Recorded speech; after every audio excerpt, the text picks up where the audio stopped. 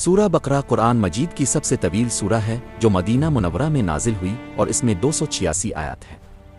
یہ قرآن کی دوسری سورہ ہے اور اس کا نام بنی اسرائیل کے ایک واقعے سے آیا ہے جس میں ایک گائے کے ذبیحہ کا حکم دیا گیا تھا۔ اس سورہ کا مرکزی موضوع اللہ کی ہدایت ہے جو متقی لوگوں کے لیے ہے۔ شروع میں قرآن کو شک سے پاک کتاب قرار دیا گیا جو پرہیزگاروں کی رہنمائی کرتی ہے۔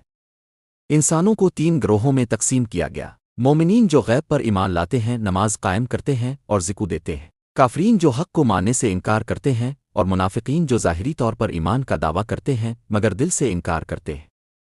ان کی مثالیں آگ جلانے والے اور طوفانی بارش کی صورت میں دی گئی ہے۔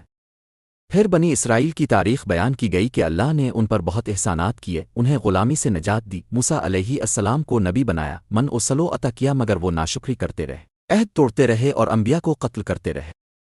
ان کی سخت دلی کی مثال پتھر سے دی گئی۔ گائے کے ذبیحہ کا واقعہ بیان ہوا جس میں انہوں نے بار بار سوالات کر کے حکم کو مشکل بنایا مگر آخرکار اس سے ایک مقتول زندہ ہوا اور قاتل کا پتہ چلا۔ آیت الکرسی میں اللہ کی عظمت اور زندہ رہنے والے کی صفات بیان کی گئیں جو قرآن کی عظیم ترین آیت ہے۔ قبلہ کی تبدیلی کا حکم آیا کہ اب بیت اللہ کی طرف رخ کرو نہ کہ بیت المقدس کی طرف۔ ابراہیم علیہ السلام اور ان کی اولاد کی دعا کا ذکر ہے کہ انہیں ایک امت مسلمہ بنایا جائے۔